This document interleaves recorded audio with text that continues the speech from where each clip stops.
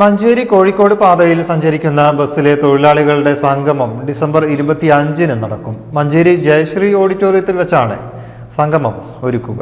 Manjeri CI Pratap Kumar സംഗമം ഉദ്ഘാടനം ചെയ്യും. കാളിക്കാവ്, വഴിക്കടവ്, മണ്ണാർക്കാട്, കരുവാരക്കുണ്ട്, എടത്തനാട്ടുകര എന്നിവിടങ്ങളിൽ നിന്നും മഞ്ചേരി വഴി കോഴിക്കോട്ടേക്ക് സർവീസ് നടത്തുന്ന ബസ്സുകളിലെ പഴയകാല ജീവനക്കാരും ഇപ്പോഴത്തെ ജീവനക്കാരുമാണ് സംഗമത്തിൽ ഭാഗമാവുക.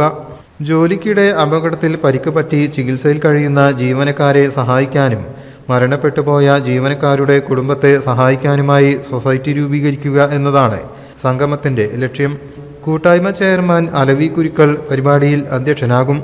കബീർ കടൂരാൻ, ഷാജഹാൻ കോട്ട, സാനി അനുഗ്രഹം, പവിത്രൻ മാസ്, ജോമേഷ് തോമസ് തുടങ്ങിയവർ സംസാരിക്കും. PMA ഗഫൂറിന്റെ മോട്ടിവേഷൻ ക്ലാസും നടക്കും. ഉച്ചയ്ക്ക് ശേഷം ആദരിക്കൽ, ഇശൽ വിരുന്ന്, നറുക്കെടുപ്പ് എന്നിവയും നടക്കും. ബസ് തൊഴിലാളികളുടെ ഒരു സംഗമം ഈ വരുന്ന 25/12/2025 വ്യാഴാഴ്ച രാവിലെ 10 മണി മുതൽ മഞ്ചേരി ജയശ്രീ ഓഡിറ്റോറിയത്തിൽ വെച്ച് നടത്താൻ തീരുമാനിച്ചിട്ടുണ്ട്. കേരളത്തിലെ തന്നെ ആദ്യമായിട്ടുള്ള ഒരു സംരംഭമാണ് ഇങ്ങനത്തെ ഒരു സംഗമം എന്നുള്ളത്. ആദ്യമായി നിങ്ങൾ കേരളത്തിൽ ഒരു ബസ് മേഖലയുള്ള ഒരു തൊഴിലാളികളും സംയുക്തമായി ഇങ്ങനത്തെ ഒരു സംരംഭം നടത്തും. ഞങ്ങൾ ഇതിന്റെ ഒരു ഉദ്ദേശ ലക്ഷ്യം എന്ന് പറയുന്നത് ബസ് മേഖലയിൽ ഞങ്ങൾ അനുഭവിക്കുന്ന പല പ്രശ്നങ്ങൾക്കും ഒരു പരിഹാരം കാണണം എന്നുള്ളത്.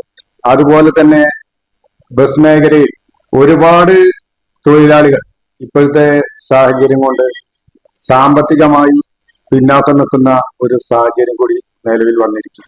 ഒരു 10-30 വർഷക്കാലം മുന്നേ പണിയെടുത്ത തൊഴിലാളികൾ എല്ലാവരും കൂടിയിട്ടാണ് ഞങ്ങള് ഇങ്ങനത്തെ ഒരു സംഗമം സംഘടിപ്പിക്കാൻ ഉദ്ദേശിച്ചത്. പഴയ കാലത്തുള്ള തൊഴിലാളികൾ അനുഭവിച്ചു പോന്ന പ്രശ്നങ്ങൾ ഇപ്പോഴത്തെ പുതിയ തലമുറയിലുള്ള തൊഴിലാളികളെ പറഞ്ഞ് മനസ്സിലാക്കി ബസ് മേഖലയിൽ പണിയെടുക്കുന്ന തൊഴിലാളികൾക്ക് പൊതുജനങ്ങളുമായി എങ്ങനെ സമ്പർക്കം പുലർത്തി ആ ബസ് മേഖല നിലനിർത്തി കൊണ്ടുപോകണം എന്നുള്ള ഒരു മോട്ടിവേഷൻ കൊടുക്കുക എന്നുള്ള ലക്ഷ്യം കൂടി ഞങ്ങൾ ഇതിൽ കരുതുന്നു.